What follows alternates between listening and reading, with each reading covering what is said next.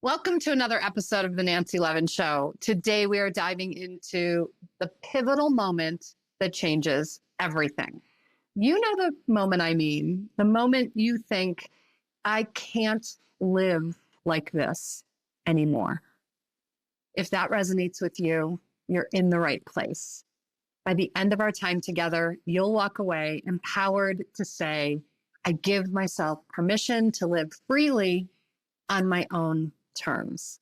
So grab your journal, settle in. We're about to get real. I want to start by honoring the courage it takes to admit I can't live like this anymore. For so many of us, that realization comes with a mix of fear and frustration, and yes, even a little bit of hope. It's the crack in the door that lets the light in. Think about it. When you say, I can't, you're acknowledging that something has to change. And that's not a weakness, that's clarity. And clarity is the first step toward freedom. If you are at this point, I invite you to pause and ask yourself, what am I tolerating that I can no longer endure? Write it down. This is the foundation of your own transformation. Here's the thing about staying stuck. We often tell ourselves stories to justify why we can't move forward. Maybe you've heard these kinds of stories before. Maybe you've even thought them or told them to yourself. I don't have the time. I'm too old. I don't know how. It's selfish to put myself first. Sound familiar? These are shadow beliefs. These are unconscious limiting beliefs that keep you tethered to your old life. And these beliefs are so sneaky. They disguise themselves as noble sacrifices or practical limitations, but really they are just fear in a clever costume. And the good news is you can rewrite your stories. You can shift your beliefs. So begin by asking yourself, who benefits from me staying small? And more importantly, who suffers? Spoiler alert, the person who is suffering is you. So write down one of your shadow beliefs, one of your limiting beliefs that you've been holding onto, and flip it. If your story is, I don't have time, flip it to, I prioritize what matters most to me. This simple exercise is a powerful way to take back your narrative. And then back up your new belief with action. What is the one action you're going to take this week? Micro action to support and cultivate prioritizing you. Between the whirlwind of daily life and the current state of our world, chaos seems prevalent. And with chaos comes overwhelm, anxiety, and burnout. The truth is, when we're experiencing chaos, we're ultimately desperate for feeling grounded. This is why I invite you to join me for my free live virtual workshop, From Chaos to Confidence. Tune in, take control, and live your truth so you can overcome the chaos, find your footing, and create the peace you desire and deserve.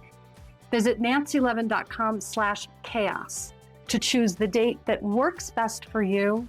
And if you can't make it live, I'll send you the replay. I hope to see you there. So now that we've identified what's keeping you stuck, let's talk about giving yourself permission to move forward. Permission is something we're used to seeking from others, partners, parents, bosses. But what if I told you that the only permission you actually need is your own? This is where boundaries come in. Boundaries are the structure that support your freedom. They're not about keeping people out. They are about keeping you aligned with your truth. So I'm going to share a very simple framework. 1, identify where you feel resentful or drained. 2, Name the boundary that needs to be set. 3, communicate it clearly and kindly. And 4, follow through without any guilt. This is not just a skill, it is a practice. And like any practice, it will get easier over time. So, for example, if you're feeling overcommitted at work, your boundary might sound like this: I'm happy to contribute during work hours. However, I'm no longer available for after hours emails.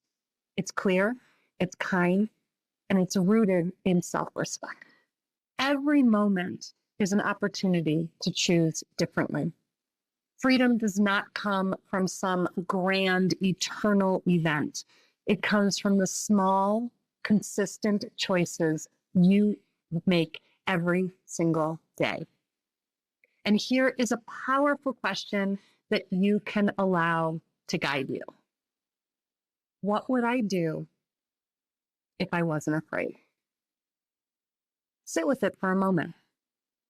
It might sound trite, but really consider it. What would you do if you weren't afraid? Now, fear is a natural part of growth, but it doesn't have to dictate your choices. And when you choose courage over comfort, you create the life that is authentically yours. So take a moment and close your eyes and imagine your life 1 year from now. If fear were not a factor, what would be different? What would you say yes to? What would you say no to? Allow yourself to hone in on this future version of yourself and let this vision of you in the future be your compass.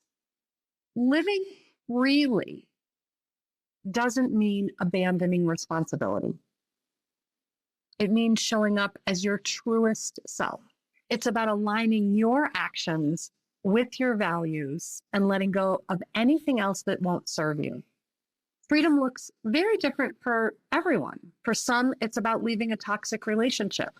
For others, it's pursuing a dream that they've buried for years. Whatever it looks like for you, know this. You have the power to create it. And here's the secret sauce. It starts with self-compassion. You cannot bully yourself into freedom. You have to love yourself there. So the next time self-doubt creeps in, ask yourself, what is the most loving choice I can make right now? What is the most loving action I can take right now? And then do that. As we wrap up, I want to leave you with this. You do not have to wait for someone else to give you permission. The life you want is already within your reach. You simply have to claim it. If this episode resonated with you, I'd love to hear from you on Instagram or YouTube. What is one small step you'll take today toward living freely on your own terms? Share it with me. And remember, you are not alone on this journey. You've got this, and I've got you. Until next time, keep giving yourself permission to live fully and freely, and I'll see you next time.